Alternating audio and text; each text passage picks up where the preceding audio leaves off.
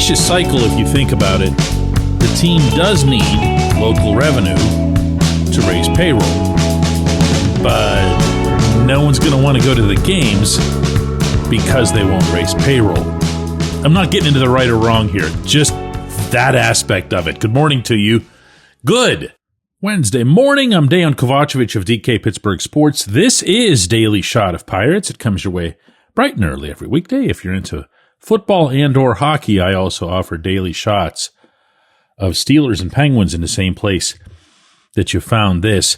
No, I'm not about to drag down the usual dragged down already baseball dialogue into more financial muck. But I do think it's worth exploring on occasion from a more macro view I guess you could call it a Gordian knot. Have you ever heard of a Gordian knot? It's one of those things that shows up in mythology, I think, where no matter how much you try to break free of a given knot, the knot ends up just becoming tighter and tighter and tighter. I don't know if it's the Norse gods or the Greek gods or whatever it is, but that's the Gordian knot concept. When you have an owner of this franchise in Bob Nutting, who is at the same time cheap and risk averse. Those are both really fair criticisms, by the way. They're not jabs. They're not shots. They're authentic. Okay. When you have that scenario, what's presented before you is that he's not going to spend money that he doesn't have. I was told many years ago by a very high-ranking person who is no longer in the Pirates' employ that you will never see, ever, the Pirates do deficit spending that isn't against their will. Now, COVID came along. This was after that guy was gone, and, you got to adjust. But the principle itself has never failed. So if you go back to the good years, 2013 through 2015, the Pirates made the playoffs each year. They beat the Reds in the blackout game. Attendance was at all-time highs for PNC Park. Season ticket sales were at all-time highs, period.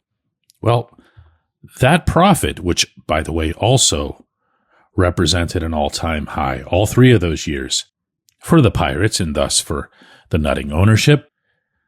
The money that followed that really did get pumped back into baseball because they very plainly had the three highest payrolls they've ever had, franchise history. Now, here again, I'm not getting into whether or not it was enough. Everyone can judge that on their own. But more went in. That was documented. So we've seen the precedent. We've seen what the Nutting ownership looks like on the really, really, really rare occasions that things are good. But the part that you have to understand in this, and the reason I'm bringing it up today, is that the tickets were sold first. The money came in first. And it was only then and there, combined with the business in general being okay and manageable debt and that sort of thing, that any spending was done. Now, and this is what made me think of this subject for the day, because I've seen some scenes on social media from the World Series, and you get this imagery from both Los Angeles and before that, Toronto, of these monstrously huge crowds. I don't know what they're calling Sky Dome this week in Toronto, but it used to be Sky Dome, and it's a big, big, big place for being indoors. And there's a zillion Canadians dropping their loonies and toonies on tickets. And heaven knows what the TV ratings are for the Blue Jays north of the border, because as they proudly decree themselves all the time, they are Canada's team, not just Toronto's team. So they're there for all 30 million plus people up there. And in that context, the Blue Jays are the biggest market team in all of Major League Baseball. And as such, they also get sponsorship revenue galore. They're owned by Canada's biggest phone company. Last time I checked, they've got it all. It is a cash dispensing machine. That's not a criticism. Good for them. Same way, I don't criticize the Dodgers for what they do. When I point out things about the Dodgers that make the system unfair, it's the system that's being criticized. LA, nobody needs me to tell them, is the second biggest market in the United States of America. And when you see Dodger Stadium, which still holds 57,000 people, place is just gigantic.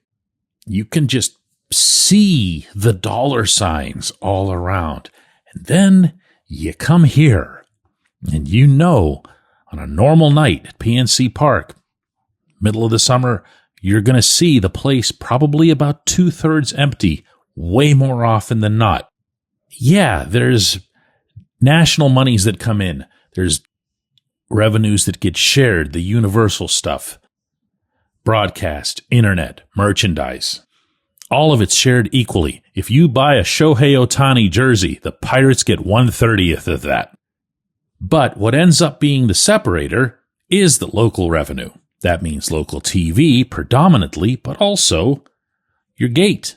And in places where teams do collect parking revenue, the Pirates are not one of those, the parking and concessions and things like that, local stuff. That's a difference maker. And if it doesn't rise, this owner is never going to spend money that he isn't already looking at. Now I ask you, in this October of glory that everybody's building up because of this super spectacular World Series and whatever, how many season tickets do you think the Pirates have sold? How many do you think they've already sold? Like right now. I'm not talking about renewals, okay? I'm talking about people who say, man, you know, I'm looking at what they're doing and I really kind of like what I see.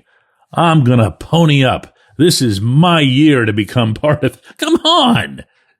I mean, it can't be into double digits. And by that, I mean not double digits of thousands. I'm talking about double digits like 10. I'll bet you they haven't sold 10 new packages. And so the cycle will continue. When we come back, J1Q. If you're looking for a great dining experience, look no further than North Shore Tavern, located directly across Federal Street from PNC Park, next door to Mike's Beer Bar. North Shore Tavern is Pittsburgh's home for steak on a stone. Enjoy your steak finished on a hot lava stone in front of you, where you ensure each piece is cooked to exactly your liking. Or try their rotating selection of entrees, hot sandwiches, salads, and burgers, all while enjoying the ambiance dedicated to the great players and history of the Pittsburgh Pirates all around you. Come see why everyone's talking about North Shore Tavern and steak on a stone. It's Gun Storage Check Week. Help prevent unwanted access to your firearms. No one wants their unsecured gun to be used in an accident, a suicide, or a crime. Use lockboxes, safes, and locks to secure your firearms. Learn more at gunstoragecheck.org. That's gunstoragecheck.org. Brought to you by NSSF, the Firearm Industry Trade Association. Delete Me makes it easy, quick, and safe to remove your personal data online at a time when surveillance and data breaches are common enough to make everyone vulnerable. Data brokers can compile your name, contact info, social security number, home address, even information about your family members, and they can sell it online. Have you ever been a victim of identity theft, harassment, doxing? If you haven't, you probably know someone who has. Delete Me can help. Take control of your data and keep your private life private by signing up for Delete Me. Our listeners get a special discount. Get 20% off your Delete Me plan when you go to joindeleteme.com/hit. Use promo code HIT at checkout. That's HIT. The only way to get 20% off is to go to joindeleteme.com/hit and enter HIT at checkout. That's joindeleteme.com/hit, code HIT.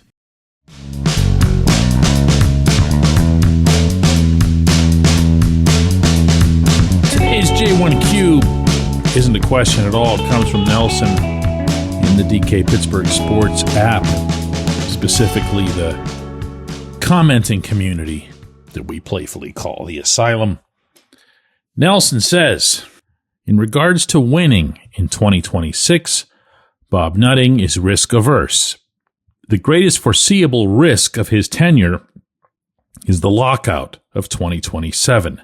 So to me, positioning the organization for that lockout is his primary goal this year, not winning.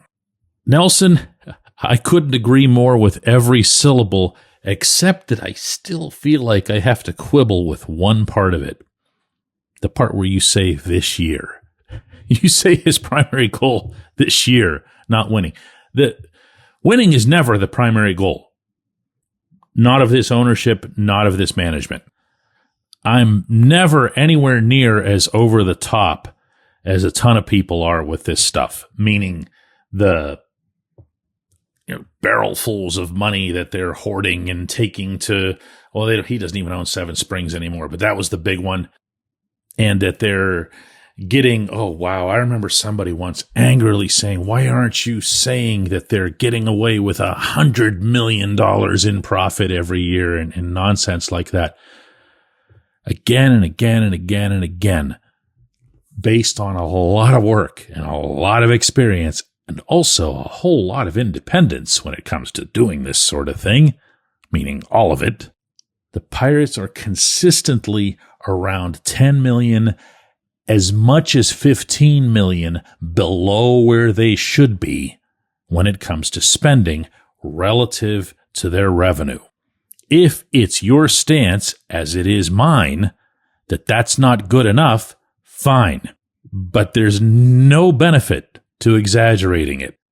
So, to your point, Nelson, about 2026, would the Pirates, from a purely financial perspective, shield themselves from the damage that naturally comes with any work stoppage, whether that's a lockout or a strike, or for that matter, a global pandemic? Sure they would. Of course they would. They don't have to pay the players, but they have to pay a whole lot of other people. And they have to take care of about 1 billion other bills. And that's one reason, it's not the only one, that I've been saying repeatedly that I don't think payroll's going to go up. I think there's a very real chance that it'll go down. And that maybe this is the one thing that could conceivably explain keeping this completely failed general manager in his role. I appreciate hearing from you, Nelson. I appreciate everyone who listens to Daily Shot of Pirates. We'll have another one of these tomorrow.